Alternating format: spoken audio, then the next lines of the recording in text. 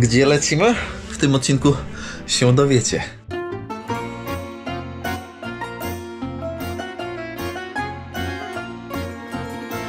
Namiot. Mój dom. Waży 1200 gramów. Materac. Moje łóżko. Waży 700 gramów. Dmuchana poduszka. Waży 170 gramów. Moja kołdra. Śpiwór. Waży 800 gramów. Do -5. Ultra lekki plecak. Waży 30, może 40 gramów. Tabletki na malarię. Ważą 10 gramów. Bezcenne. Plecak 34 litry. Idealny na kilka tygodni podróży. No i to tyle chyba. Witam Państwa bardzo serdecznie po nieco dłuższej rozłące na kanale. Niemniej jednak wracam z przytupem. Ruszamy w podróż. W podróż nową, w podróż na nowy kontynent. Niektórzy mieli nosa, niektórzy nie mieli nosa. Mam nadzieję, że nadrobiliście, moi drodzy, serią z Białorusi, jak i pozostałe serie wcześniejsze z Afganistanu, z Iraku, z Kirgistanu. Ojejku, tego jest cała masa na kanale, w zakładce playlisty. Za chwilkę Wam pokażę, jaki rozgardiaż przed pakowaniem, przed podróżą. Ale nie zapominajcie, żeby zostawić łapeczkę, czyli kciuka autostopowego, ślad węglowy, czyli komentarz i rzecz jasna, poczta sandałowa, czyli podanie odcinka dalej, żeby odcinki docierały do jeszcze większego grona widzów. Śmiechem, żartem powiem Wam, że kilka dobrych lat, ponad 11, nauczyło mnie tego, że apteczka musi być dobrze wyposażona, naprawdę bardzo dobrze. Leki malaryczne, choć malarii nigdy nie miałem, zawsze staram się mieć tutaj na różne dolegliwości, przeważnie żołądkowe, bo takie głównie łapią nas w podróży. To jest tak, lubię mieć wszystko poukładane, bo jeżeli w życiu masz poukładane rzeczy, to i w głowie masz poukładane. W sensie jak w głowie masz poukładane, to masz życie poukładane. O, baterie, kable, notesy, jakieś nerki, to jest plecak, w którym jadę. Ochraniacz na komputer, biorę komputer, śpiwór, namiot, materac, poduszka. Słuchajcie, tego jest tak dużo, w sensie dużo, no dużo, nie dużo. Finalnie cały bagaż będzie ważył około 8 kg. Uważam, że 8 to jest jak najbardziej optymalne. Max do 10. Jeżeli przekraczamy 10 kg, to uważam, że to już jest mało wygodna podróż.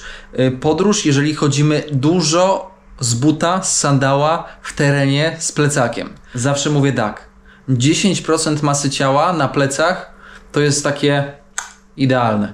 Oczywiście ja będę mieć troszkę więcej niż ważę, niż te 10% mojej masy ciała, ale 8 kg to wciąż jest idealne. Tutaj w tym miejscu robię przerwę, pyk, idę się pakować, spakować wszystkie rzeczy, sprawdzić na liście, czy wszystko zabrałem to, co powinienem, włącznie z pieniędzmi. Słyszymy się dosłownie za 2 sekundy, a w rzeczywistości będzie to na drugi dzień, ponieważ potrzebuję teraz ogarnąć to wszystko tak, żeby to było dopięte.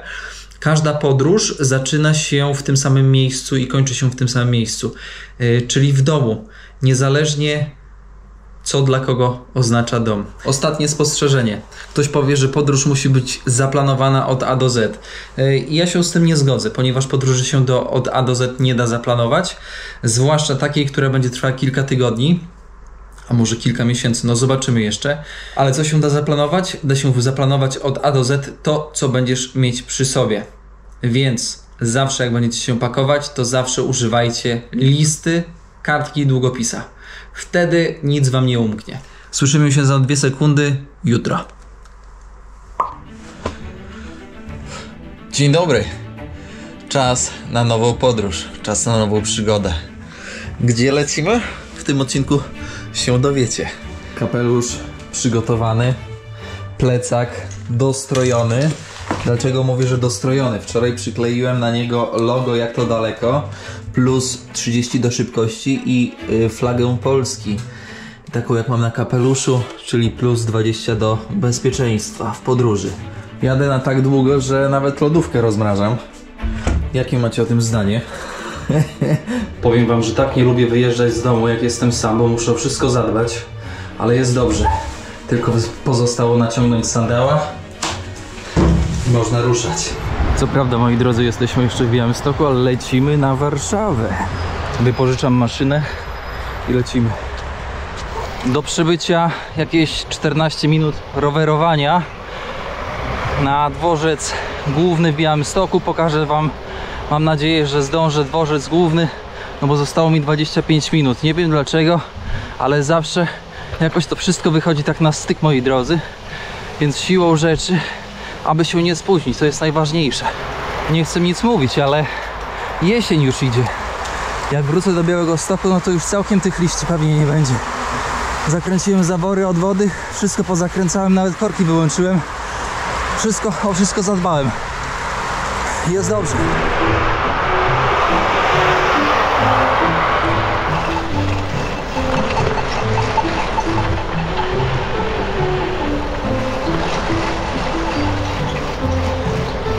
To już są obszary ulicy Świętego Roka, Rzemieślnik. Okolice dworca kolejowego. Proszę, autobus na Siemiatycze leci. Pozdrawiam kierowcę, może z Siemiatycz. Ale powiem wam, że się pozmieniało. Nie poznaję ogólnie dworca. Dawno tutaj nie byłem.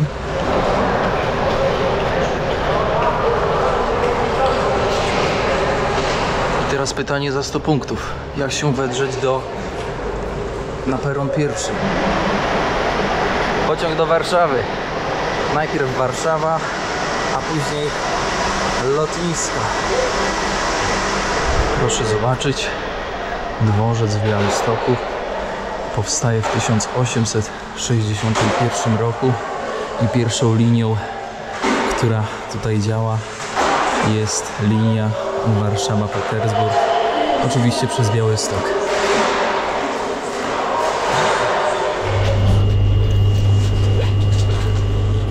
I'm a traveling spirit, I've seen many shores, from the West Pacific to the island of Kenya. They treat me like a son anywhere I go, and even though no one can tell, I still feel that I'm alone. I'm alone. I'm alone. I'm alone. Leave me stranded, I know how to handle it. Szanowni Państwo, witam w stolicy, witam w Warszawie. Mam jeszcze chwileczkę czasu, więc opowiem wam ciekawą informację na temat tego, że przybytku za mną. Nie wiem, czy wiecie, ale Pałac Kultury został wybudowany w 52. W sensie zaczęto budowę w 52. No i nie zawsze był nazywany Pałacem Kultury, a mianowicie nazywał się Pałacem imienia Józefa Stalina.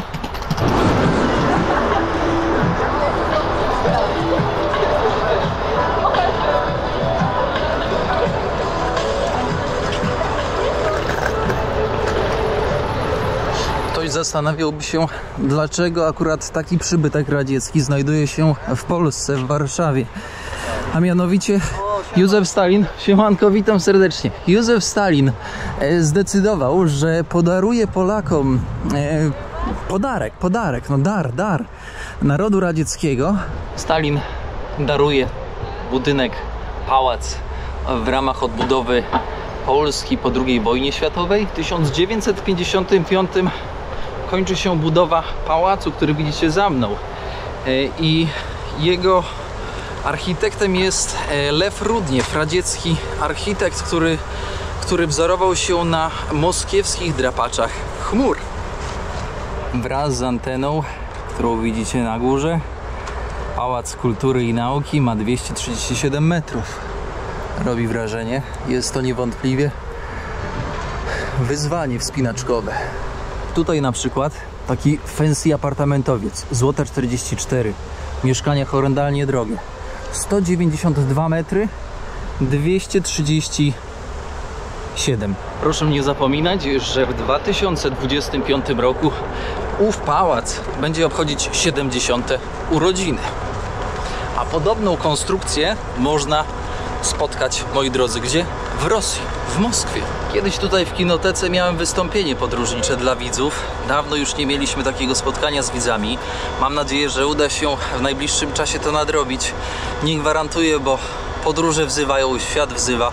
Mam godzinkę, zjem sobie i będę się zabierać za chwilkę na lotnisko Chopina. A z lotniska Chopina, moi drodzy, lecimy do Rzymu. Docelowym kierunkiem nie jest Europa. Europa jest tylko i wyłącznie przesiadkowa. Witam, czołem. Europa jest tylko i wyłącznie przesiadkowa. Pomyślcie, gdzie będziemy lecieć z Rzymu. Z Rzymu będzie tylko i wyłącznie jeden lot, będzie trwał kilka dobrych godzin. No długodystansowy. No, dajcie znać. Na obecny moment nie zdradzam wam, gdzie lecimy, tylko dlatego, że dziś po prostu będziemy w Rzymie. Jutro będziemy ten Rzym zwiedzać siłą rzeczy. No i jutro również jest wylot. Wylot będzie trwał kilka dobrych godzin, coś około 10, więc możecie strzelać, w którą stronę jedziemy, w którą stronę lecimy. Kierunek docelowy całej podróży zdradzę wam w drugim odcinku z Włoch. Nie wiem, ile z Włoch będzie odcinków, prawdopodobnie 2. Mogę się mylić, może będę miał takie flow, że zrobię 3 odcinki. Na pewno nie więcej, ponieważ nie mam zbyt dużo czasu na to, żeby zwiedzać Rzym. Czekam na wasze komentarze, strzelajcie i dawajcie znać, co myślicie, co czujecie.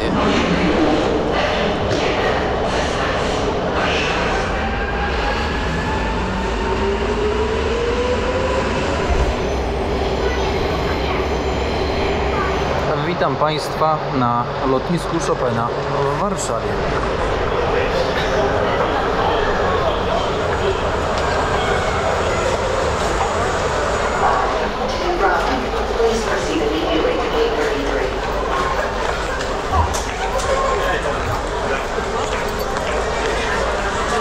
Moi drodzy, już tutaj prawie godzinka opóźnienia, więc przygoda się zaczyna na grubo, ale tutaj zobaczcie, kogo spotkałem. Proszę bardzo, jest i Martyna. Elo. Siemanko. Siema Marcin, pozdrawiamy też Przemka. Pozdrawiamy Przemka, tak. Starego Nygusa.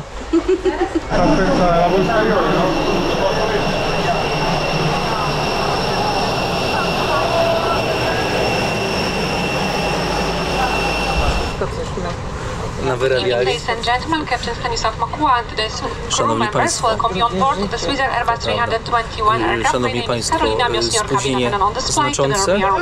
Daniela, Natalia, Jagoda and Paweł. Our flying time to Fiumicino Znaczące spóźnienie, ale już lecimy do Rzymu. 2 hours. Now evacuation. It's important to leave your luggage and follow the floor path marking which will guide you. Szanowni Państwo, witam na lotnisku Fiumicino. Life is a wonder, no telling where it goes. Traveling through days and nights. Pozdrawiam z Rzymu. Idę na busa za 6 jurków i jadę do centrum. Trzymajcie kciuki. Chyba tutaj.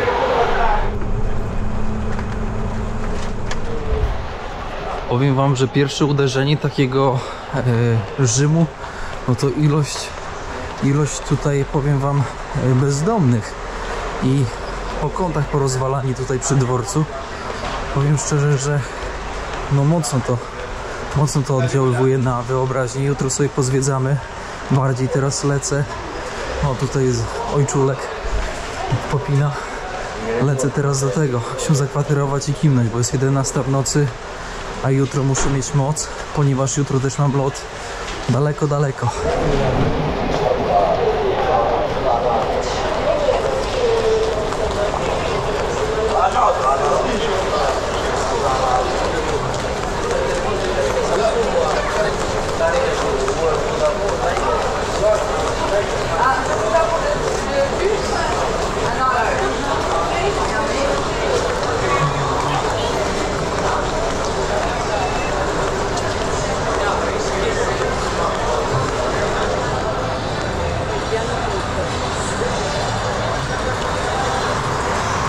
Przepraszam, ty jesteś z Polski? Słuchajcie, no widza spotkałem w Rzymie. Czujecie to? Ależ kurde, niesamowita sprawa. Pozdrawiam cię serdecznie, bracie. Zapomniałem zapytać, jak masz na imię. Niemniej jednak cieszę się, że przybiliśmy piąteczkę. Pozdrawiam serdecznie. Gdzie ja jestem? Nikogo tutaj nie ma. Badajcie na to. Ej, Mordula, co ty tam śpisz? Człowieku, 11 w nocy. Ale beka, ty. Jaka pompa. Ty, gdzie ja teraz mam się udać? Tak pytam serio. Jaka winda cienka, ty. Miejscóweczka tutaj taka. Tutaj łazienka. W hostelu. Jakoś mało ludzi. Bo dzisiaj w sumie środek tygodnia. A tutaj moja komnatka. Ty, miałem mieć w 4-osobowym, a poznałem ziomka z Bangladeszu. I mówię, ty, ja w Bangladeszu byłem, człowieku.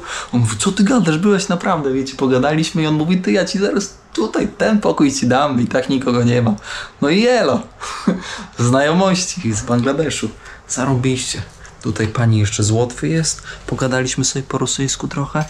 Fajnie, powiem wam, fajnie, kurczę, jestem zmęczony, muszę się teraz umyć, wziąć prysznic i trochę wyspać, żeby jutro można było podziałać i nagrać wam odcinek. Nie no, teraz to już przegięcie totalne. Wtyczka. Nie ogarniam. Jakie to są wtyczki? Do jasnej. O kurde, o co chodzi, ty? W tym momencie mnie to przerosło. Powiem wam, że tak nie lubię tego pierwszego dnia podróży, kiedy szykuję się w drogę, sprawdzam, czy wszystko mam, czy wszystko w domu ogarnięte, czy korki wyłączone, czy zimna i ciepła woda zakręcona, żeby po prostu też wyeliminować jakieś przecieki, czy takie rzeczy. Powiem wam, że to tak dużo mi energii zabiera. I czy jakieś żelazko nie zostało włączone, zostawione, po prostu tak mi to dużo energii zabiera, że normalnie tego bardzo nie lubię. I to nie ma znaczenia, czy jadę na święta, czy jadę w jakąś dłuższą podróż, to zawsze mam z tym problem. Tak nade mną to ciąży. No mija to po pierwszej nocy, jak już jestem w drodze, to już zapominam o tym, no wydarzyło się, więc jadę z czystym sumieniem i jadę i tyle. Ale jestem taki, że czasami nawet 3 razy wracam, żeby sprawdzić, czy wszystko ogarnąłem tak, jak powinno być. Czy nie, okna zamknięte, czy korki wyłączone, czy czegoś w kontaktach nie zostawiłem, na przykład żelazka. No powiem wam, kiedyś jechaliśmy na święta z mamą, to ja byłem mniejszy. No i później po świętach wracamy do domu, a tam żelazko, taki rozgrzany fest na tym. Więc taka trauma z dzieciństwa chyba. Powiem wam szczerze, że już 3. osoba mi się wcisnęła pod prysznic. Chcę się najzwyczajniej w świecie po prostu wykąpać i pójść spać i jutro kontynuować dalej drogę przez Rzym i drogę do nowego kraju. No, ale nie mogę, kurczę, bo cały czas ktoś mi wbija. No, teraz czatuję, nie? Dosłownie teraz czatuję z portkami, z mydłem, żeby tam wlecieć na pełnej. Jak szukałem tego hostelu, wyobraźcie sobie, że ogólnie jak jesteś w podróży, to poznajesz masę różnych ciekawych, dziwnych ludzi. I poznałem taką dziewczynę, bo internet mi się skończył w ogóle, roaming w Unii Europejskiej. Miałem 8 giga i nie wiem jak on mi się skończył, ale się skończył. Okazało się, że dziewczyna pochodzi z Syrii, mieszka w Niemczech, ale pochodzi z Syrii. Pogadaliśmy, wymieniliśmy się kontaktem. No przecież sympatyczna, kurczę, żeby nie było tak późno, to jeszcze z przyjemnością bym z nią pogadał. No i powiem wam, że mam zaproszenie do Syrii. Komedia, nie? Komedia, w ogóle jaki los jest. O, gniazdko, ty. Mordo, jak z tobą dobrze jest pogadać. Gniazdko normalne znalazłem. Zaraz przyładuję trochę baterię. Szmery, bajery. Ogólnie los nam sprzyja. Będziemy pomalutku kończyć dzisiejszy odcinek. W sensie już kończymy ten odcinek. Pamiętajcie, żeby zostawić ślad węglowy w postaci komentarza, łapeczkę, czyli inaczej na kanale mówimy na to kciuk autostopowy. No i rzecz jasna, poczta sandałowa, czyli nic innego jak podanie odcinka dalej. Dzisiejszy odcinek jest krótszy z prostej przyczyny. Dzisiaj była droga. Było przedarcie się do Włoch. No i taki początek, taka rozgrzewka. Ktoś może powiedzieć, że o kierowniku mało się działo. No mało się działo i nie mało. Najważniejsze, że już jestem kawał drogi od domu, jestem w trasie, rozgrzałem się, bo pamiętajcie, w każdym projekcie, kiedy zaczyna się nagrywać, trzeba się też rozgrzać. To tak jak z ćwiczeniami. Jak nie chcesz kontuzji, to musisz się rozgrzać. No i wiadomo, że żeby się rozgrzać, to te filmy nie będą aż takie lotne może. Ale cieszę się, że jesteście, cieszę się, że oglądacie i że czekacie. Jutro idę zwiedzać, czyli będę tworzyć kolejny odcinek z Rzymu, żeby go przybliżyć kierowniczymi oczami wam, widzom, którzy podróżujecie razem ze mną I na kolejnym odcinku, na drugim odcinku z Włoch zdradzę Wam, gdzie lecimy, gdzie będziemy robić nowy materiał. Uważam, że większość z Was będzie skrajnie zaskoczona, ale to też o to w tym wszystkim chodzi. O to, żebyście też czuli ekscytację nowo odkrywanym rejonem. Moi drodzy, wszystkiego dobrego. Mam nadzieję, że Wy już jesteście czyści po prysznicu. Ja niestety nie. Wyszedł. Trzymajcie się. Dobrej nocy. Do usłyszenia.